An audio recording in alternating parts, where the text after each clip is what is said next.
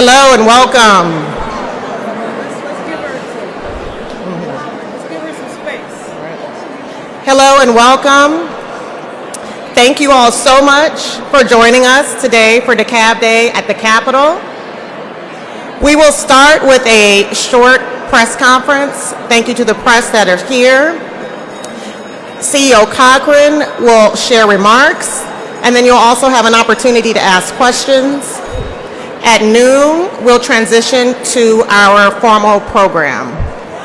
After our program, we'd like to ask all DeKalb County elected officials to join CEO Lorraine Cochran on the steps for a photo. And we'll start with welcoming our CEO, Lorraine Cochran Johnson.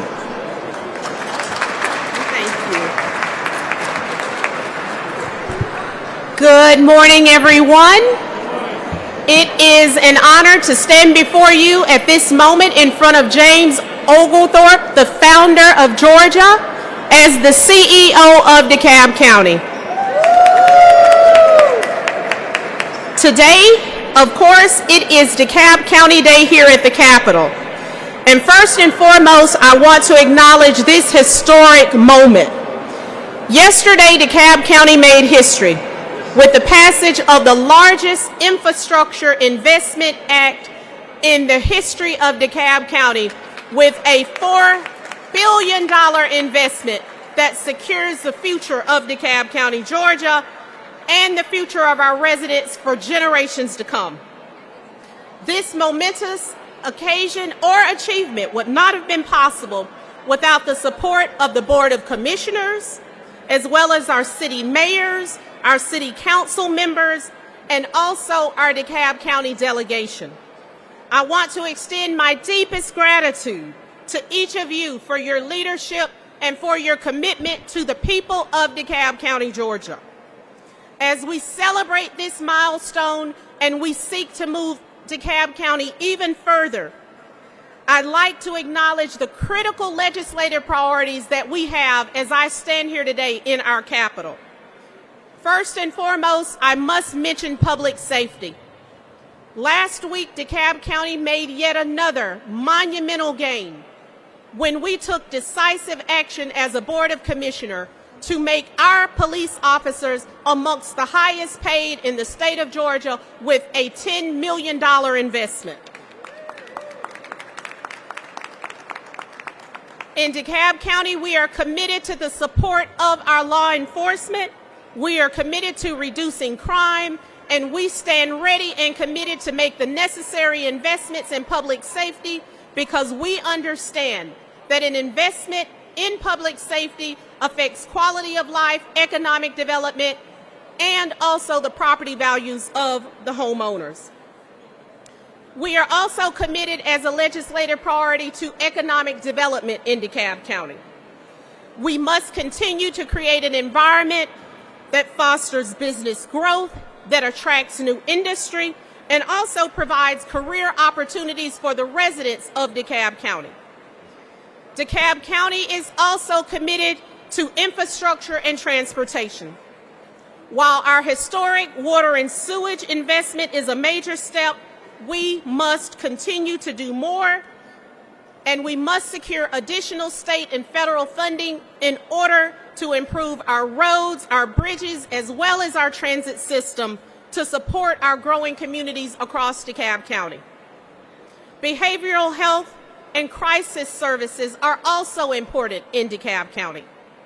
Mental health remains a top priority.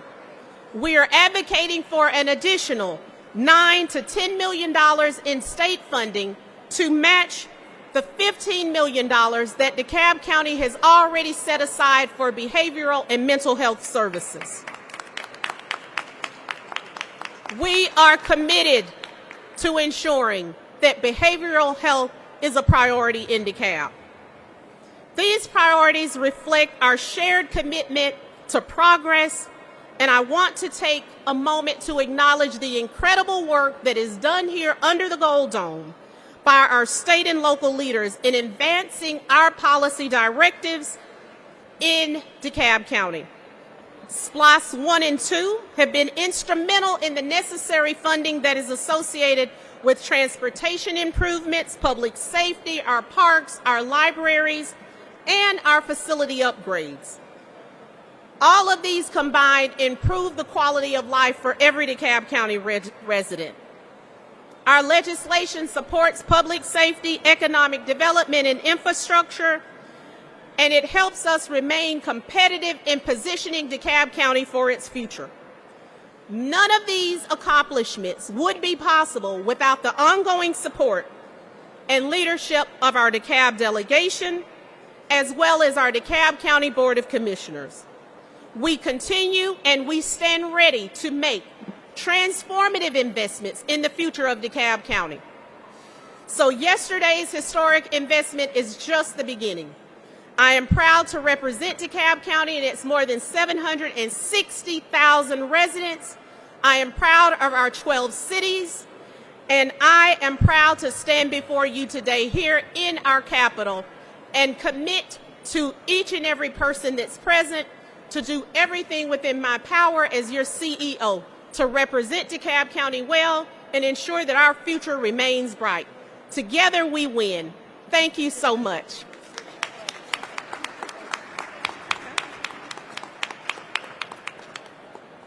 Thank you. And at this time, press or anyone has any questions for either CEO or any of the commissioners, you are welcome to ask your questions now.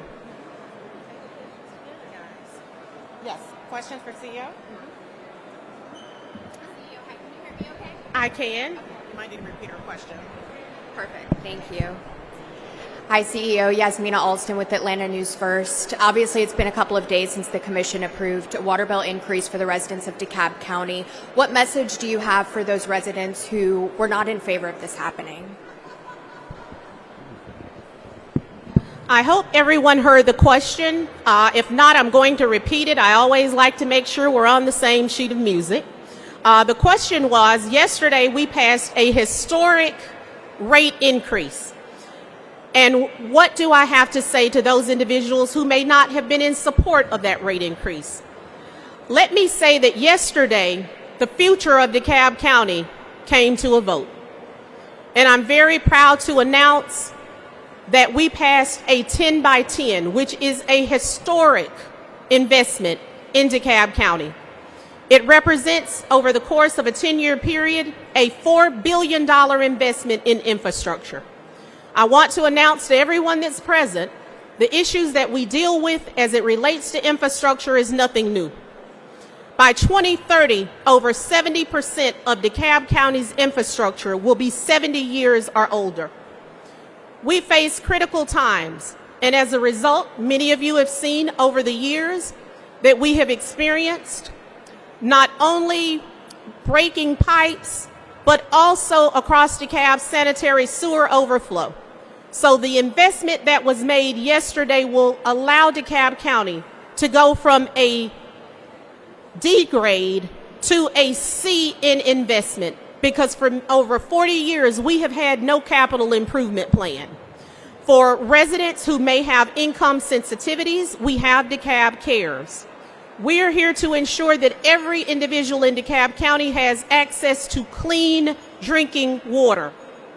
Access to water is a human right, and it is time we make the investments that are necessary to ensure not only our human rights, but also economic development. Because in certain parts of DeKalb County, we do not have the water and sewer capacity for new businesses to come online, particularly south of Memorial Drive.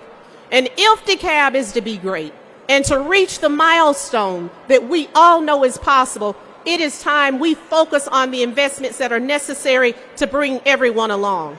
The true measure of a man is not what we do in times of convenience, but what we do when it is absolutely necessary and one must take a stand.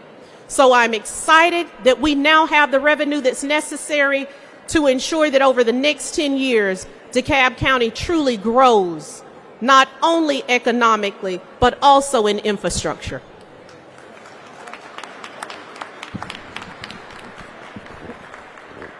It's nice to meet you for the first time. I've been supporting you and following you. I'm Bishop Sammy Conyers, pastor of Calvary New Life Tabernacle, and I'm also the president of the National Movement for Civil and Human Rights across America. I'm concerned about our young people. What are we going to do for them to keep them out of trouble and take the crime rate down? Because if you don't give young people jobs and something to do, idleness is the devil's workshop. So what plans do you have, or what money can you put aside? And we don't want to be left out. I'm down in Decatur and in Colony area on this side. We way down there. Most of the time, a lot of the funding and the money go to the people in those nice, rich areas. I want to make sure we're not left behind. For our young people. Okay, probably everyone may have heard the question, but it focused around what are we going to do in DeKalb County for the young people? What are we going to do to ensure that there is no idle time? Because the exact words was, idle time makes an idle mind, and an idle mind is a devil's workshop. Well, I'm happy to announce that in DeKalb County last week, with the approval of the Board of Commissioners who stand here with me today, that not only did we pass a $10 million increase in pay to make sure that DeKalb County officers, police officers, are amongst the highest paid in the state of Georgia. We also rolled out a comprehensive plan because we understand that, of course, police officers are important, but it is also just as important that we reach the youth and we ensure economic opportunity, and we also move towards teaching young people conflict resolution and soft skills. So last week we announced what is called the School Nonviolence Initiative. This particular initiative is in conjunction with DeKalb County Schools, and we have chosen the 5 schools with the highest incidence of crime and violence. We will go into those schools, we will teach our young people, we will teach them communication skills. We are also focusing on ignorance is no defense, because we've come to realize that in many instances, young people plain and simply don't know the difference between assault and battery, or the consequences that are associated with their actions. It also has a civic component, because we teach, am I my brother's keeper? Because young people have a greater responsibility to community, and it is time that we teach those. Because the 100 Black Men of DeKalb County is one of our major partners in mentorship. And their motto is, they will be what they see. We want every young person in DeKalb County to have a positive role model. And we want to be on the forefront of ensuring that they have access to higher education. So also, as a part of our initiative, we have the No Child Left Behind component. And with that, we are requiring that every DeKalb County student in the 11th grade signs a pledge to their future. So for young people that may not be interested in college, there are 18 free trades in the state of Georgia that we will strongly promote alongside DeKalb County schools. So we are committed not only to increasing police officers, but also influencing public safety through positive intervention with our youth.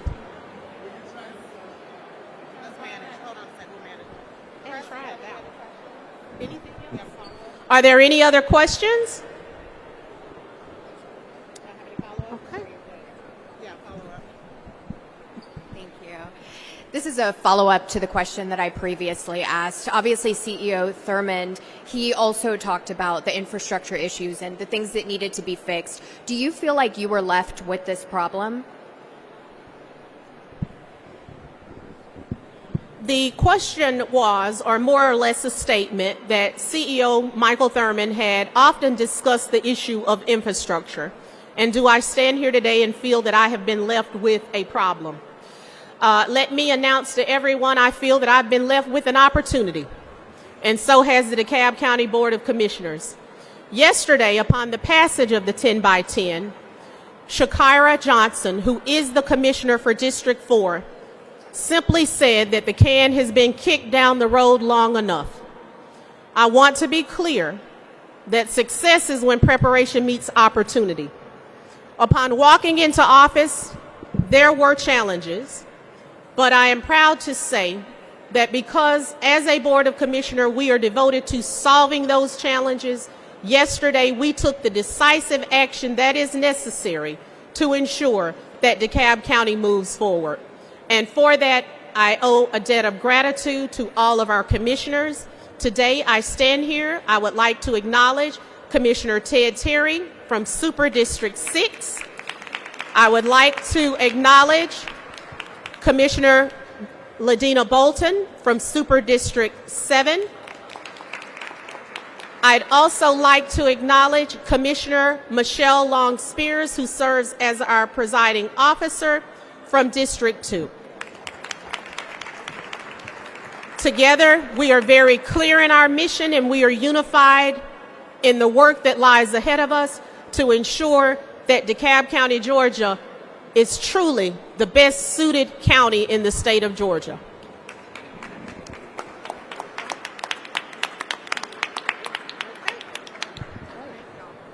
From the press, do we have any follow-up questions? Are we good? Okay. Well, thank you all. We still have a full program ahead of us, as you probably noticed. We have wonderful food. And at this time, we'd also like to make sure that we get a picture with the CEO, along with all of the elected DeKalb officials who are here. So, yes, if you can come. At this time, I think it would be most appropriate, because I want to be clear, DeKalb County is one. Often we say that, but today we have representation. Of course, DeKalb County is comprised of 12 different cities, and to each of those cities I am committed. And for the press that's present, if you would care to speak with any of the mayors or council members, we have present here today from the city of Brookhaven, Council Member Michael Diaz. We have present here today Mayor Pro Tem from the city of Brookhaven, John Funny. We have present Jimmy First, Council Member from Chamblee. We have present Paul Stovall, Council Member from Chamblee. We have present Mayor Patty Garrett from the city of Decatur. We have Council Member Chris Henshaw from the city of Doraville. We have present Council Member Warren Simmons from the city of Doraville. We have present Mayor Shamika Reynolds from the city of Lithonia. We have present Council Member Thomas Torrent from the city of Pine Lake. We have Council Member Tom Ramsey, Council Member from Pine Lake. We have Councilwoman Virginia Reese from the city of Tucker. We have Mayor Frank Amon from the city of Tucker. We have Council Member Kara Schroeder from the city of Tucker. We have present Amy Trashi, Council Member from the city of Tucker. And we also have present with us from the city of Clarkston, Mayor Burks. Thank you all so much. And we also have the mayor of, I'm going to let you come on up. And I see Mayor Jones from Stone Mountain and Mayor Elmore from Avondale Estates. Yes, and let me say that this is truly a historic day for DeKalb. As the CEO, I look forward to working with all of our mayors and our council members, because truly it takes a unified effort to be about the business of the people. So thank you all for coming out, and I would ask at this time, I also see our mayor from the city of Stone Mountain that is present with us here today. Yes, so if all of our mayors and council people would please step forward, I would appreciate it to take any other questions in case the media may have questions for you related specifically to your city.